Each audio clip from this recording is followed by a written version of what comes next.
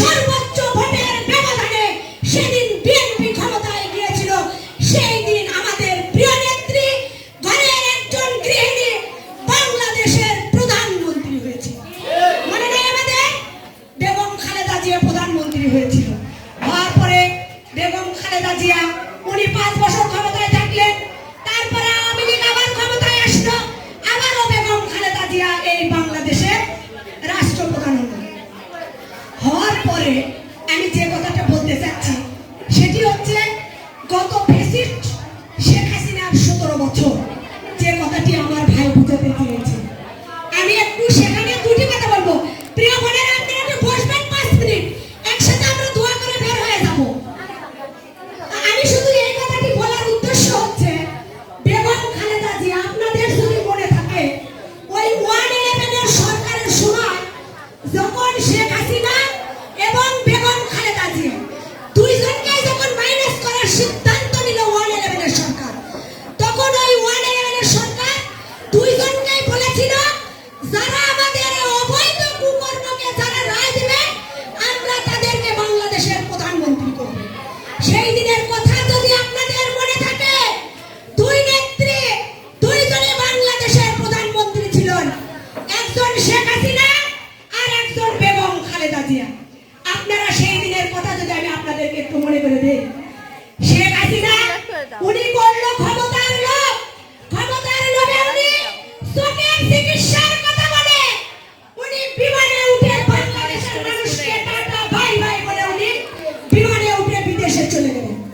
আর বেগম খালেদা জিয়া বললেন এই বাংলাদেশের 17 কোটি মানুষের ভোটের অধিকার হরণ করে আমি বেগম খালেদা জিয়া ক্ষমতায় যেতে চাই না। এই 17 কোটি মানুষের ভোটের অধিকার একসাথে নিয়ে বেগম খালেদা জিয়া আমি এই বাংলাদেশের ক্ষমতায় যেতে চাই। এটি হলো বেগম খালেদা জিয়ার কাল। এই কালের জন্য বেগম খালেদা জিয়াকে মাত্র 2 কোটি টাকার মিথ্যা মামলায় বেগম খালেদা জিয়াকে কারারুদ্ধ করা হলো। তার প্রিয় সন্তান, আপনাদের মনে আছে আমাদের প্রিয় সন্তান জনাব তারেক রহমানকে এত নির্যাতিত করা হলো, তাকে হত্যার উদ্দেশ্যে নির্যাতিত করা হলো। সেদিন তারেক রহমান, আপনাদের মনে আছে, তারেক রহমান পা ফেলে হাঁটতে পারছিল না। মায়ের কোলে তারেক রহমান মাথা রাখতে পারছিল না। সেদিনও বেগম খালেদা জিয়ার বক্তব্য ছিল আমার সন্তান যদি মারা যায়, আমার সন্তানের লাশ যদি দেখতে হয়, আমি বেগম খালেদা জিয়া বাংলাদেশের মানুষকে বিপদে রেখে আমি বেগম খালেদা জিয়া বাংলাদেশ ছেড়ে যাব। সেদিনও বেগম খালেদা জিয়া যায়নি। সেদিনও বেগম খালেদা জিয়া বলেছিল এই বাংলাদেশের 17 কোটি মানুষ আমার সন্তান। আমি সেই নেত্রীর কথা বলছি। সেদিন তার আর এক সন্তান আজ অসুস্থ অবস্থায় মারা গিয়েছে।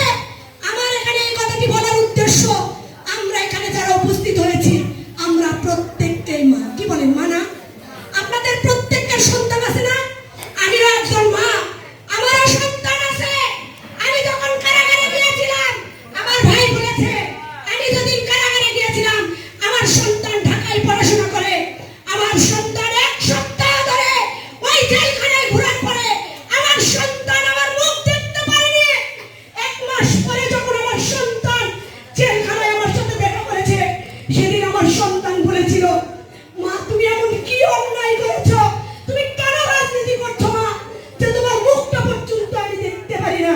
আমার সন্তানকে আমি বলেছিলাম মা আমি তো বেঁচে আছি মা, আমি হয়তো 2 মাস জেলে থাকবো, কিন্তু বেগম খালেদা জিয়ার সন্তান যে একবারে মারা গেছে, যে সন্তানকে বেগম খালেদা জিয়া দেখতে পারেনি, সেও তো বেগম খালেদা জিয়াও তো একজন সন্তানের মা।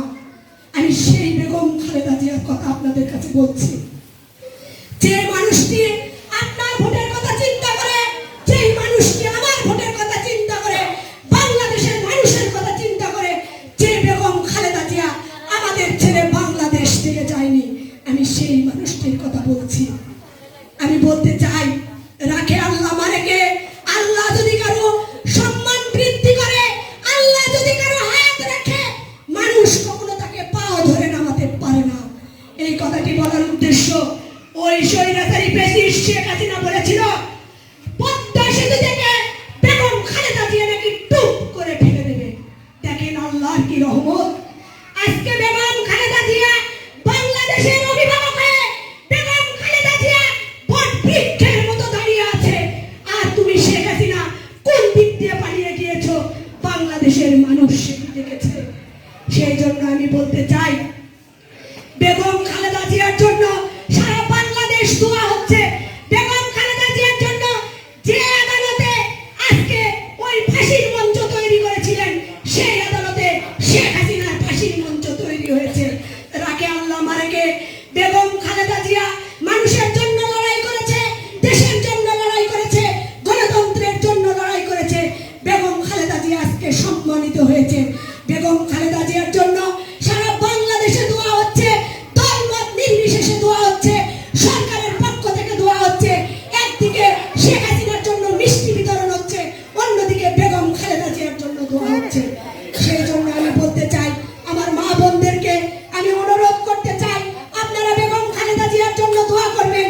যেই মানুষটি আপনার আমার কথা চিন্তা করে তার সন্তানকে, তার সন্তান আজকে 1000 মাইল দূরে আর এক সন্তান মারা গিয়েছে, তারপরে বাংলাদেশের মানুষকে ছেড়ে যায়নি, সেই মানুষটির জন্য দোয়া করবেন।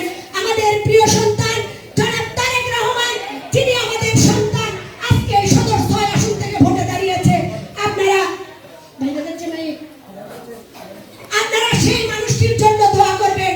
আগামী দিনে যে জাতীয় সংসদ নির্বাচন, সেই নির্বাচনে আপনারা আমার ভোট দিয়ে আগামী দিনে আমাদের প্রিয় সন্তান তারেক রহমান যদি বগুড়া থেকে নির্বাচিত হয়, তাহলে উনি হবেন বাংলাদেশের প্রধানমন্ত্রী। আমাদের ঘরে ঘরে বগুড়ার সমস্ত আনাচে কানাচে রাস্তাঘাট, স্কুল কলেজ মাদ্রাসা প্রত্যেকটি জায়গায় আমাদের প্রিয় সন্তান জনাব তারেক রহমানের হাত ধরে আগামীর বগুড়া একটি সুন্দর সুশৃঙ্খল একটি সুন্দর বগুড়া তৈরি হবে।